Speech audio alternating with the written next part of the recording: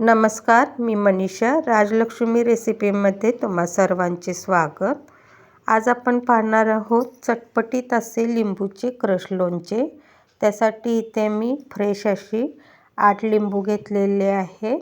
लिंबाची साल पातळ असावी आणि लिंबू रसदार लिंबू 10 मिनिटांसाठी एकदम गरम पाण्यात ठेवून स्वच्छ कापडाने पुसून एकदम कोरडी करून एका लिंबाचे 8 तुकडे करून बिया काढून घेतलेले आहेत. लिंबूची बी राहिली तर लोणचे कडवट लागते, म्हणून मिक्सरला फिरवताना लिंबूची बी लिंबू मिक्सरला पल्स मोडवर फिरवून घ्यायचे आहे. यामुळे एकदम लिंबाची पेस्ट होणार नाही आणि लिंबाच्या सालीचे बारीक चंक्स राहतील आणि जसजसं लोणचे मुरत जाईल तसतसं या साली खायला फार छान लागतात.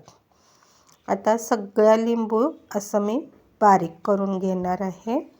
तर एका पॅनवर हे बारीक केलेले लिंबू काढून घ्यायचे आहे.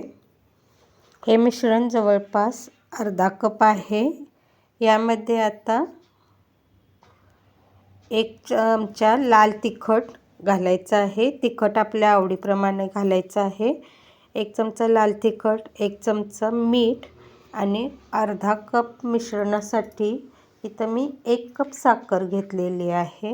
इथं जरी साखरेचं प्रमाण जास्त वाटत असलं तरी लिंबूची साल आता लिंबू कच्चे असताना कडवट लागते आणि जसजसं लिंबू मुरत जाईल तसतसं सालीमध्ये याची चव छान लागते. मिठाचंही प्रमाण तितकंच घ्यावं, म्हणजे आंबट, गोड, तिखट, चटपटीत असं हे लिंबूचं लोणचं तयार होतं.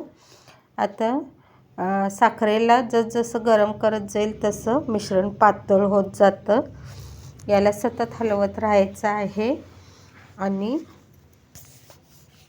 इथं मी थोडी थोडी साखर मिक्स केलेली आहे.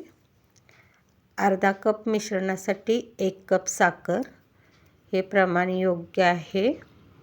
आता साखरेला पाणी सुटून मिश्रण पातळ होते. हे मिश्रण तोपर्यंत सतत हलवत राहायचं आहे जोपर्यंत पॅनच्या कडा मिश्रण सोडत नाही, तोपर्यंत याला गरम करून घ्यायचं आहे. याला साधारण 4 मिनटं लागतील. 4 ते 5 मिनटात हे लोणचं तयार होतं. आता पॅनच्या कडा मिश्रण सोडू लागलेलं आहे. जर मिश्रण थंड झाल्यानंतर घट्ट झाले असं वाटलं तर यामध्ये 2 लिंबांचा रस पिळून घालायचा आहे आणि पुन्हा एकदा थोडं गरम करून घ्यायचं आहे. पहा, मिश्रणानं पॅन सोडलेलं आहे.